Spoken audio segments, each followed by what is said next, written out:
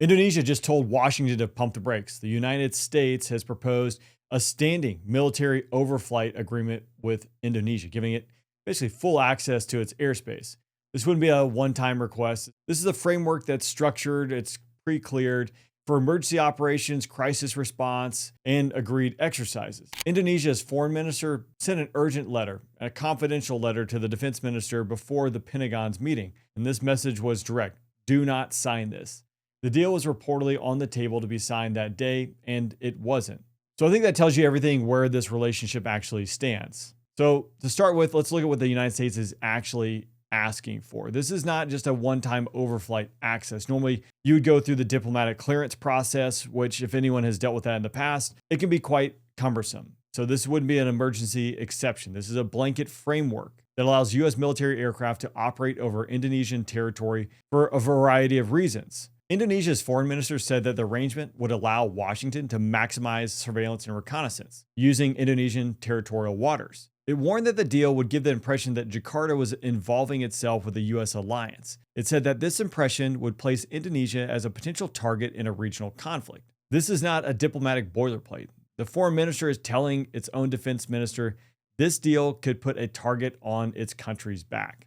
The deal appears to still being under review, and so the proposal hasn't met a final decision.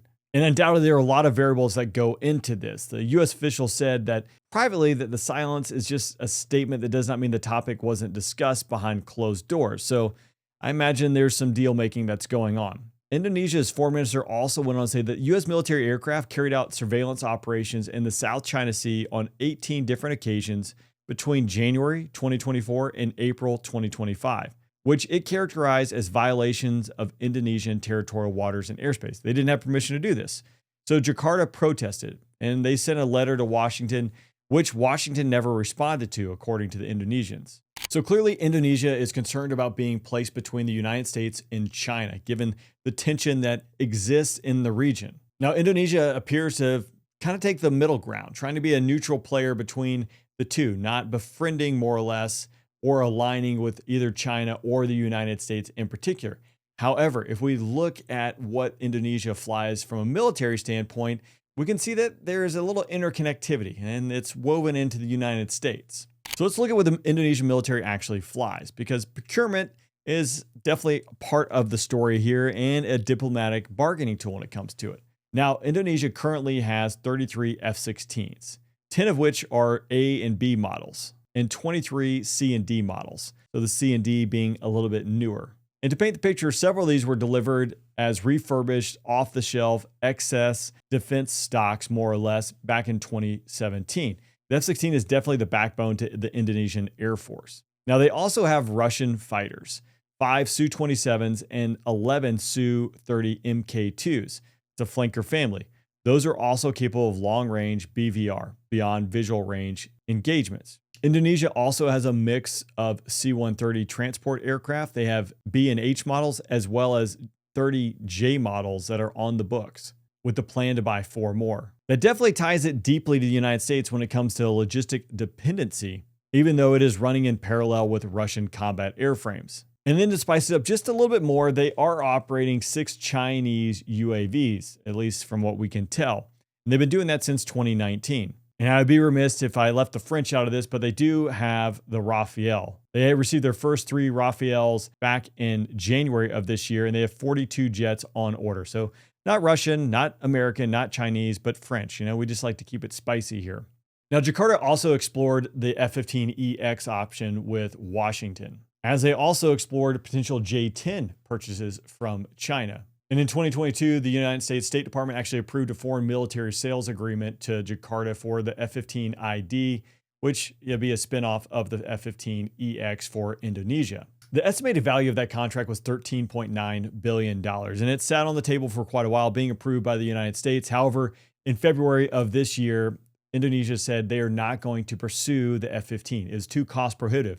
They're looking for more cost-effective means, as well as to diversify their fleet One of which they're looking at is the Khan, which is a Turkish stealth fighter that is now entering production. But Indonesia does have more mixed with the United States. They have a foreign military sales for 8 AH-64D Apache Block 3 helicopters. That's almost a $2 billion deal, and those are currently flying in Indonesia. Now, if Indonesia ends up procuring the J-10, that would be a pretty strong signal. And then I think you're going to see a lot of pushback from the United States. The exploitation capability that would occur or potentially occur with mixing fleets is a significant risk. And we saw that unfold, I think, a lot for a variety of reasons when we look at Turkey in the F-35 program.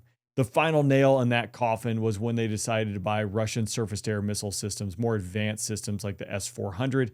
And the United States said, no deal. You can imagine, just for a moment, the exploitation capability that you would gain if you had mixed the F-35 with Russian systems and where that information might land. So mixing these type deals is usually a quick way to spin everyone up.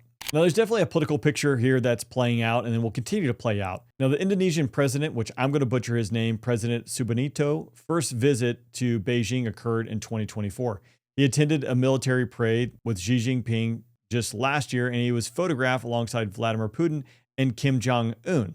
That's rather unique company to keep. And you don't just stand by those three men by accident. That's a deliberate set of images that is scripted and put together and a pretty strong signal potentially. But to throw another just wrinkle in that, Indonesia is a member of President Trump's Board of Peace Initiative, and they have committed the largest contingent of troops proposed for the stabilization force in Gaza. So maintaining ties with both the United States and appears to be maintaining strong ties with China, keeping everyone happy. Kind of a rough spot to be. So what does this access actually give the United States, and what does it mean? Well, I think we first can take a look at where the United States operates similarly around the globe. The first being Japan, which hosts roughly 54,000 troops and is the only forward deployed aircraft carrier strike group in Asia. The Philippines and the United States are intimately woven together. Singapore has extended U.S. access to its air and naval facilities through 2025. And now we're starting to see Australia with an increasing rotation of U.S. bomber and maritime patrol deployments from its northern bases. But those are all long-term treaty allies or long-term security partners. Indonesia is really none of those. Indonesia has explicitly spent decades making sure it doesn't do any of those things. In 2020, Jakarta rejected a U.S. request to let a P-8 Poseidon aircraft land and refuel at one of the Indonesian bases.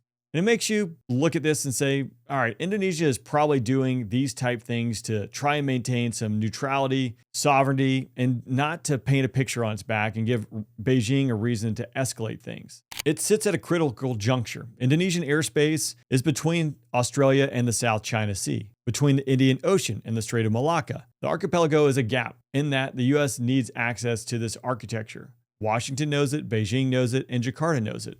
So right now, every military aircraft that enters Indonesian airspace needs a diplomatic clearance. It has to go through that process, which can be cumbersome. For those of us that have done it or been, I guess, the recipient of a diplomatic clearance, you realize how finicky those things can be at times, depending on who you're dealing with. If you miss a window, if you miss a time slot, if a squawk is not right, it can have big implications. A blanket arrangement would replace all that pre-authorization red tape and paperwork and potentially prevent last-minute hurdles being thrown at military operational planners.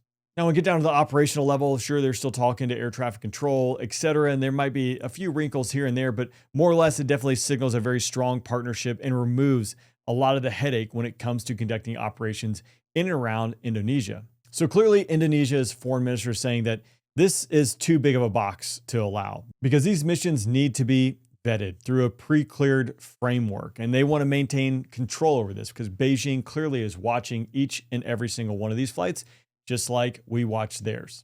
Indonesia sits at a critical juncture, and they realize that, both literally and figuratively, when it comes to the strategic and tactical implications in that region. They're very keen and aware of that. Maintaining their neutrality between China and the United States is clearly a very important thing for them to consider, and they are obviously very aware of that. So it'll be interesting to see how this one plays out. Make sure you check out our free newsletter, which is linked down below, and I'd be curious to get your thoughts down in the comments. I'll see you next time.